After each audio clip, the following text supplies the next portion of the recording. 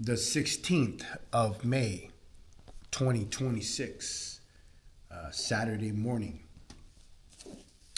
A reading from the Common Buddhist Text, Guidance and Insight from the Buddha. We are in Chapter 7 of Ethics from the perspective of the Mahayana tradition. Previously, we covered the Theravada tradition, and moving forward, Vajrayana. We left off on suicide in Chapter 7 on ethics. This passage points out that in the context of belief in karma and rebirth, suicide in the face of present difficulties is a very unwise move. It also makes clear that any form of self-torture is no way to bring an end to life's pains. Some say that if one takes one's own life by throwing oneself into the abyss or a fire, or starving oneself, this will bring freedom from pain. These things cause pain, so how can they be an end of pain? All beings do things that are wholesome and things that are unwholesome and experience the results of these actions. This can be cited in the Upasaka Sila Sutra, Daso, Volume 24, Text 1488, Chapter 20, page 1062. On eating meat, this passage presents the Buddha as having forbidden all meat eating by his followers, unlike earlier texts which allowed it in some contexts. There are countless reasons, Mahamati, why it is not appropriate. For the compassionate being to eat any kind of meat, I will explain to them in this world, Mahamati, in the long course of samsara vata. There is no living beings who has not had some kind of family relationship to you, either as your mother, father, brother, sister, son, or daughter. These beings are reborn in another state of existence, born from a womb as a wild animal, as livestock, or as birds, or they are born as someone with whom you have a family relationship. How then can it be appropriate for a great being to eat meat when he wants to relate to all beings as if they were part of himself and wants to practice the Buddha Dhamma? Therefore, Mahamati, it is not appropriate for any living beings anywhere in the cycle of samsara, rebirth, who have any notion of family relationship to eat any kind of meat. This is so that they might cultivate a perception of all living beings as being precious to them as their only child. It is not appropriate for the compassionate great being to eat meat. Even in exceptional circumstances, Mahamati, it is not appropriate for great beings who is engaged in spiritual practice to eat meat in any kind of meat. This can be cited in the Lankavatara Sutra, Chapter 8, translated from Sanskrit. The precept on eating meat. This is one of the 48 secondary precepts of the East Asian Brahma's Nat Sutra code. If a son of the Buddha deliberately eats all meat that he is forbidden to eat, he destroys the seed of great mind of compassion. He will be shunned by all living beings. This is why all great beings must refrain from eating the flesh of living beings. A great being who eats meat commits countless offenses. A great being who intentionally eats meat disgraces himself by committing the secondary offense. This is cited from the Brahmanat Sutra, Fan Hua Ying Daso, Volume 24, Text 1484. The qualities of right speech. Moreover, Sariputra, what is right speech for a great being?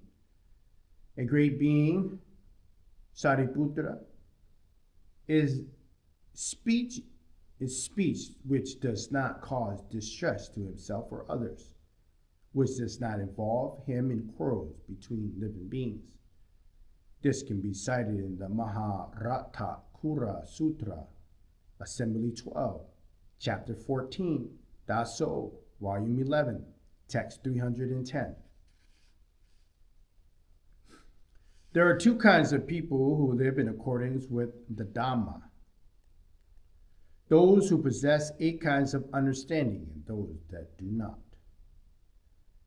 The 8 kinds of understanding are understanding the Dhamma, understanding the goal, understanding time, understanding contentment, understanding oneself and others, understanding living beings, understanding the faculties, understanding what is inferior and what is superior. The speech of those who possess these 8 kinds of understanding has 16 qualities. It is timely, clear, coherent, harmonious, meaningful, pleasant, and agreeable. It is not contemplations, nor is it critical of what others say. It accords with the Dhamma and brings benefit to oneself and others. It does not wander off the point, but is concise, truthful, unconceited. It is free from any expectation of worldly rewards. This is cited in the Upasaka Sila Sutra, Daso, Volume 24, Text 1488, Chapter 10, page 1043. Right livelihood and extra precepts. Son of a good family, there are fine kinds of occupation which someone who observes the precepts of a householder should not engage in. He should not sell living beings. He should not sell weapons. He should not sell poison. He should not sell alcohol. And he should not press sesame seeds for oil. Son of a good family, there are 3 more things which someone who observes the precepts of a householder should not do. He should not make nets or traps. He should not dye silk, and he should not tan leather. This can be cited in the Upasaka Sila Sutra, Daso, Volume 24, Text 1488, Chapter 14, page 1048. A son of an awakened Buddha should not hoard swords, sticks, bows, or arrows, or do business with people who cheat others with false scales and measurements. He should not abuse the position of authority to appropriate others' property, nor restrict and sabotage others' success out of jealousy. Neither should he raise cats, foxes, pigs, or dogs. A great being who does so disgraces himself by committing a secondary offense.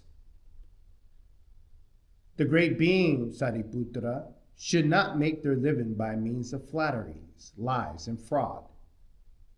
They should not be demanding or pressure others. They should be easy to satisfy, easy to support. Observe the rules of training conscientiously. They should not become arrogant or jealous of others' gains and profit. They should be content with what they have. They should not abuse the tolerance of the noble ones, but always guard their own purity of conduct. This, Sariputra, is the right livelihood of a great being.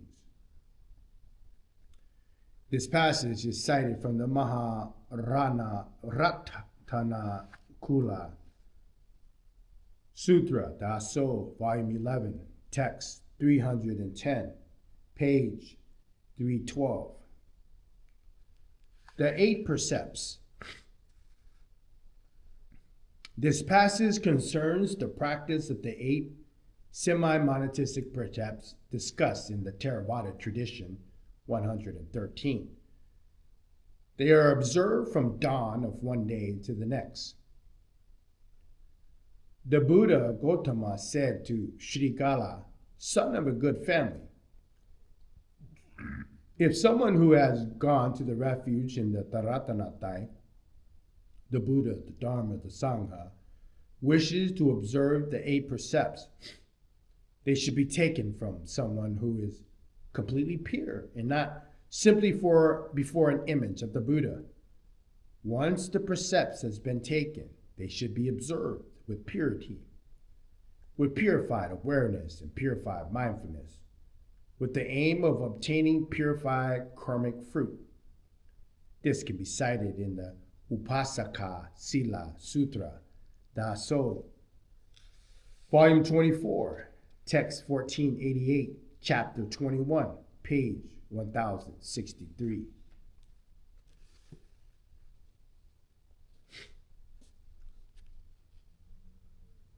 Helping oneself and helping others.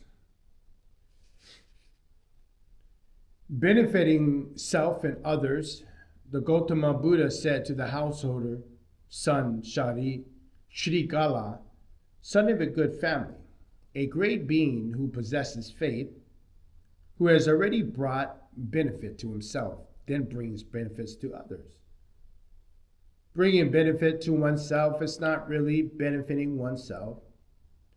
It is when one brings benefits to others that one is really benefiting oneself. Why is this? It is because a great being will happily give up his body, his life, and his wealth for the benefit of others. But doing so always brings benefit to himself. To benefit others is to benefit oneself. A great being who abandons others to distress and suffering and lives in bliss and comfort himself cannot benefit others. If he does not cultivate the virtues of generosity, ethical discipline, and great learning in himself, but only instruct others to do so, this is what is known as benefiting others, but not oneself. This can be cited in Upasaka Sila Sutra, Daso, Volume 24, Text 1488, Chapter 10, page 1043. Purifying one's ethical discipline by looking after others. Sujata said to Gautama Buddha, if someone was taken up the precepts, how can he purify his ethical discipline? Gautama Buddha replied, son of a good family, he can purify his ethical discipline in 4 ways. The first is with the mind filled with loving kindness. The second is a mind filled with compassion. The third is a mind freed from greed. The fourth is to help those whom no one else has helped. There are 3 more ways to purify one's ethical discipline. The first is to abandon one's own concerns and to deal with those of others. The second is to deal with others' concerns, whatever they arise. The third is not to worry that this might cause difficulties for oneself. This passage is cited in the Upasaka Sila Sutra, Daso, Volume 24, Text 1488, Chapter 15, page 1050. Caring for the community, human and non-human. Son of a good family, when a wise man who wishes to attain awakening, who is wealthy and who has also studied medicine, will set up a medical facilities to attend to sick and supply them with food and medicine. If there is a bumpy, narrow road, he will level and widen it, removing thorns, splintered rocks, excrement, and other dirt. If people need help in dangerous places, he will supply planks or ladders and climbing rope along the roads in the wilderness. He will have dug wells, groves of fruit trees planted, brooks and ponds dredged.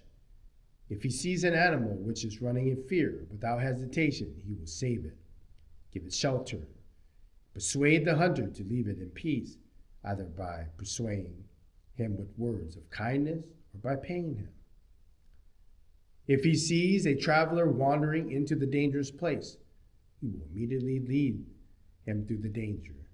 If he sees people suffering because they have lost their possessions or because their parents have died, he will give them money, comfort them with kind words, and encourage them by teaching the Dhamma, explaining the effects of virtues and the defilements.